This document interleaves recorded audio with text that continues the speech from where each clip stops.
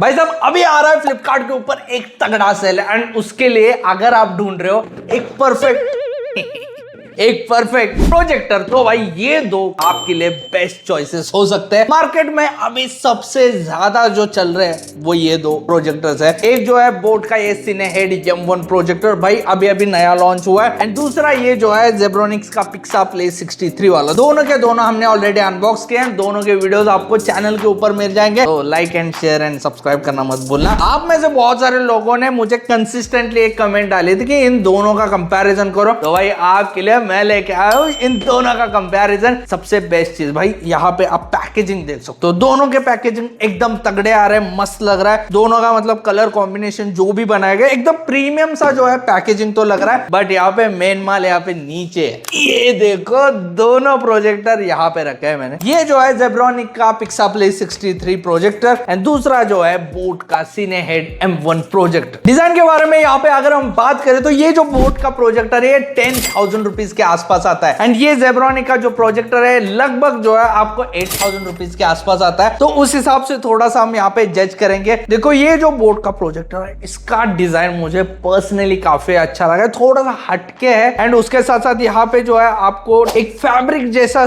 Texture आपको यहाँ पे मिलता है, जिसकी वजह से इसका प्रीमियम लुक थोड़ा सा बढ़ जाता है। यहाँ पे सामने आपको लेंस दिखाई दे रही होगी, नीचे देखोगे तो यहाँ पे सेंसर मिलता है जिससे ये ऑटोमेटिक जूम कर पाता है। ऊपर देखोगे बोट का logo and on end of का बटन मिलता है। पीछे देखोगे फैंस वगैरह आपको यहाँ पे मिलते हैं। तो ओवरऑल जो स्ट्रक्चर पूरा बनाएगा मुझे पर्सनली काफी अच्छा लगा, एंड इसके स्टैंड भाई बहुत ही अच्छी तरीके से बनाए गए। रबर पैडिंग आपको यहाँ पे नीचे मिलता है। ये जो है लगभग आप पूरा ऐसे 360 घुमा सकते हो, तो आपको लिमिटेशंस यहाँ पे नहीं है, किसी भी एंगल में रख के आप इसको घुमा सकते हो। लेकिन अगर आप यहाँ पे जेब्रोनिक में देखोगे तो नॉर्मल सा मतलब वही सेम जो है पैटर्न है जैसे प्रोजेक्टर्स आपको नॉर्मल दिखते हैं। उसके साथ साथ सामने देखोगे तो यहाँ पे आपको लेंस वगैरह दिखाई दे रही होगी। नीचे देखोगे तो यहाँ पे फोकस रिंग आपको मिलते हैं, यहाँ से जो है आप लेंस को आगे पीछे कर सकते हो फोकस के लिए। बट यहाँ पे जो स्टैंड है वो है तो स्मूथ, बट इसमें एक दिक्कत आती है कि यहाँ पे आप जो चाहिए वो एंगल उतनी अच्छी तरीके से नहीं रख पाओगे। पोर्ट्स की बात करें तो दोनों में ऑलमोस्ट सेम से पोर्ट मिलते हैं। 1 USB पोर्ट मिलता है, एक HDMI पोर्ट मिलेगा, एक हेडफोन जैक का पोर्ट मिलेगा, एंड एक जो है पावर इनपुट का पोर्ट मिलता है। तो पोर्ट्स भाई इक्वल है, यहाँ पे कोई इतना मेजर डिफरेंस नहीं आता। इवन बोट के प्रोजेक्टर में एक चीज है कि यहाँ पे ये स्टैंड एज आप कैरी हैंडल करके यूज कर सकते हो, एंड इवन इसको एज अ स्टैंड करके भी यूज कर सकते हो। स्पेसिफिकेशन में थोड़ी सी चीजें हैं यहाँ पे। तो देखो दोनों में जो है 1080p नेटिव सपोर्ट आपको मिलता है, मतलब 1080p तक जो है आप आराम से यहाँ पे मूवी वगैरह देख सकते हो। यूट्यूब के ऊपर भी जाओगे तो वहां पे आपको 1080p का ऑप्शन दिखाई देगा, लेकिन उसके ऊपर के ऑप्शन दोनों के अंदर आपको नहीं मिलते। तो जो जहां पे भी दिख रहा है भाई 1080p में आप देख सकते हो। तो 720p से भाई मच बेटर होता है 1080p,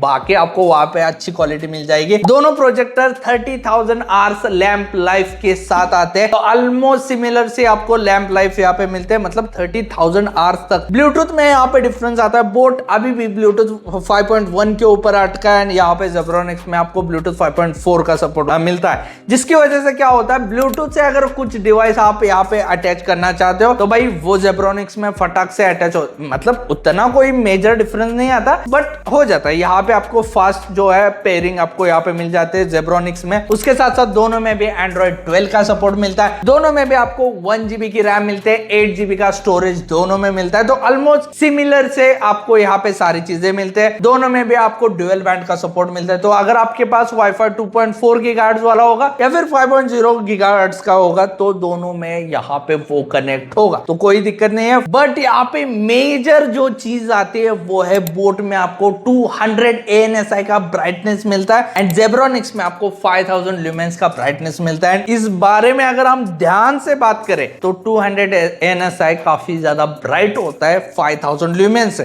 ANSI जो प्रॉपर एक टर्म है वो एक अमेरिकन कैलिब्रेशन की टर्म है, जहां पे एक्चुअल मेजर किया जाता है कि कितना ब्राइटनेस एक्चुअल में पड़ रहा है। लेकिन ल्यूमेंस जो होता है वो उतना एक्यूरेट नहीं होता। ANSI एक स्टैंडर्ड है, ल्यूमेंस नॉर्मल जो चीप ब्रांड्स होते हैं वो ऐसे ही डाल देते हैं। तो यहाँ पे एक चीज है कि 200 ANSI का ब्राइटनेस मिलता है, जिसको अगर हम कंपेयर करें तो वो भी लगभग 5000 ल्यूमेंस के आसपास ही ब्राइटनेस दे देता है। लेकिन यहाँ पे एक कैच है, भाई बोट का थोड़ा सा ब्राइट प्रोजेक्शन यहाँ पे दे देता है। ये चीज मैंने नोटिस की जब हमने यहाँ पे कंपेयर किया साइड बाय साइड, मूवीज वगैरह देखे, वीडियोस वगैरह देखे, तब एक चीज मुझे ध्यान में है कि भाई ये जो बोट का प्रोजेक्शन है वो थोड़ा सा ब्राइट आता है। एंड प्रॉपर प्रोजेक्शन की यहाँ पे बात करें तो देखो दोनों में 150 इंच तक जो है स्क्रीन आप बड़ी कर सकते हो, उससे भी बड़ी कर सकते हो, 300 इंच तक भी कर सकते हो। लेकिन उसमें दिक्कत क्या होती है कि जो एजेस है वो फटने स्टार्ट हो जाते हैं। 150 तक आपको प्रॉपर क्लियर जो है पिक्चर बैकग्राउंड मिल जाता है, लेकिन जैसे उसके ऊपर जाते हो थोड़े से एजेस या फिर जो कैरेक्टर्स वगैरह ध्यान से देखोगे तो वो थोड़े थोड़े फटे फटे से लगते हैं। उसके साथ साथ दोनों के लिए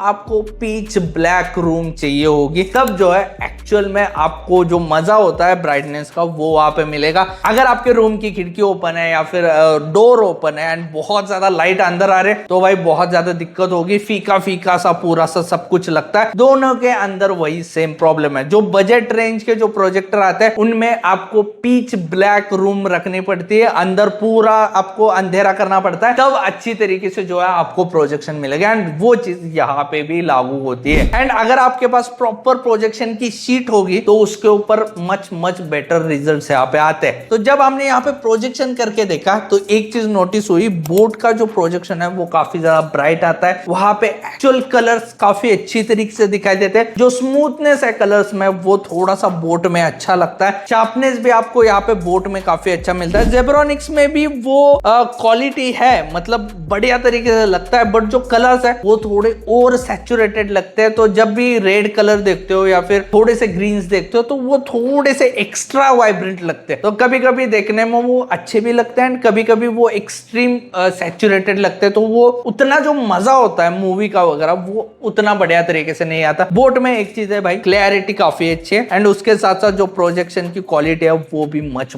बेटर रहती है। उसके साथ और एक बढ़िया चीज यहाँ पे बोट ने दी गई है, वो है ऑटो फोकस का फीचर। ऑटो फोकस में यहाँ पे आपको कोई भी फोकस रिंग दिखाई नहीं दे रही होगी। उसकी वजह यह है कि नीचे आपको एक छोटा सा सेंसर मिलता है, इससे ये ऑटोमेटिकली सब कुछ कैलिब्रेट कर लेता है, पूरा अच्छे से कैलिब्रेट करके जूम को एक्चुअली कैलिब्रेट करके जो है ये प्रोजेक्शन आपको देता है प्रॉपर क्लियर। आपको यहाँ पे एडजस्टमेंट करने की जरूरत नहीं है। इवन मैनुअल एडजस्टमेंट करना चाहते हो तो वो भी कर सकते हो सेटिंग के अंदर जाके। एंड जेब्रॉनिक्स में आपको यहाँ पे जूम के लिए नीचे मैनुअल फोकस यहाँ पे मिलता है, जिससे जो है आप फोकस कर सकते हो। दोनों में भी आपको ऑटो की स्टोन का ऑप्शन मिलता है, तो मतलब आप किसी भी एंगल में रखो ये खुद से कैलिब्रेट करके जो है आपको प्रॉपर हॉरिजॉन्टल जो है स्क्रीन देने की कोशिश करता है। बट वो मुझे एक चीज नोटिस हुई कि बोट में मच बेटर तरीके से होता है, क्योंकि यहाँ पे सेंसर है, प्रॉपर अच्छी तरीके से कैलिब्रेट करके जो है आपको प्रॉपर प्रोजेक्शन का जो है वो एरिया चूज करके देता है। दोस्तों रिमोट की बात करें, देखो ऑलमोस्ट सेम से रिमोट आते हैं, यहाँ पे कोई मेजर डिफरेंस नहीं है। नेविगेशन के बटन वगैरह आपको यहाँ पे मिल जाते हैं, उसके होम का वगैरह बटन मिलता है। जेब्रॉनिक में लेकिन एक थोड़ा सा डिफरेंट बटन आता है, वो है स्टार गेजिंग का। यहाँ पे जैसे ही ये बटन दबाते हो आपको जो है स्टार गेजिंग वाला प्रोजेक्शन वहां पे मिल जाता है। तो रात में सोते वक्त वगैरह सीलिंग में लगा के आप आराम से उसको देखते देखते सो सकते हो, या फिर घर में छोटे बच्चे वगैरह होंगे तब उनके लिए ये काफी ज्यादा बढ़िया हो सकता है। दोनों के रिमोट काफी अच्छी तरीके से वर्क करते हैं, किसी भी एंगल में जाके थोड़ा बहुत आसपास जाके जो है आप आसानी से इन दोनों को ऑपरेट कर सकते हैं। अभी दोस्तों मेन चीज यूआई के बारे में बात करते हैं। देखो यूआई में दोनों के दोनों एंड्रॉइड 12 के ऊपर बेस्ड आते हैं, दोनों का प्लेटफॉर्म सेम ही है। पूरा अंदर का स्ट्रक्चर देखोगे तो वो भी सेम आता है, कोई ऐसा गूगल टीवी वाला जो ओवरऑल स्ट्रक्चर होता है कुछ कुछ प्रीमियम प्रोजेक्टर्स में आता है वो यहाँ पे आपको नहीं मिलता। बट एक चीज है, दोनों में एंड्रॉइड 12 मिलता है तो सारे ऑप्शन भी आपको सेम ही मिलते हैं, सेम लेआउट मिलता है। सेटिंग में जाओगे तो वही प्रोजेक्शन के सेम ही ऑप्शन मिलते हैं, जैसे कि फोकस कम ज्यादा करना वगैरह, थोड़ा बहुत इधर उधर करना। एप्स की बात करें तो जो मेन ओटीटी के सारे एप्स है वो सारे के सारे आपको यहाँ पे डाउनलोड आप कर सकते हो। गेम्स के छोटे मोटे एप्स जो होते हैं वो भी दोनों के अंदर आप डाउनलोड करके यहाँ पे गेम वगैरह खेल सकते हो। स्पीकर्स की बात करें तो यहाँ पे बोट में एक्चुअल इन्होंने दिया गया है कि 6 वैट के स्पीकर्स आते हैं। जेब्रॉनिक्स में मतलब इन्होंने कहीं पे मेंशन नहीं किया कि कितने वैट के स्पीकर्स आते हैं, बट जितना हमने देखा बोट में थोड़ा सा लाउड साउंड आता है, फटता नहीं है स्पीकर 100% वॉल्यूम के ऊपर, लेकिन वो इतना ज्यादा लाउड नहीं है कि मतलब बहुत सारे लोग होंगे तो आराम से आप मूवी वगैरह एंजॉय कर पाओगे उतना नहीं है, मतलब इसके पीछे बैठ के थोड़ा बहुत सुनना चाहते हो तो ठीक ठाक है। बट अगर आपको प्रॉपर मूवी का यहाँ पे एक्सपीरियंस लेना है तो आपको यहाँ पे साउंड बार बहुत इंपॉर्टेंट है। एक साउंड बार ले लो, एक तो HDMI से कनेक्ट कर सकते हो या फिर ब्लूटूथ के साथ कनेक्ट कर सकते हो। भाई यहाँ पे टेस्ट देख लो, आपको सारी चीजें समझ में आएगी। मेरा एक साथ है तो थोड़ी सी दारू मेरे अंदर आ गई, तेरे खबर जावे बरावे मुद्रा से छोड़े तो अपना बना ले मुझे प्यार से।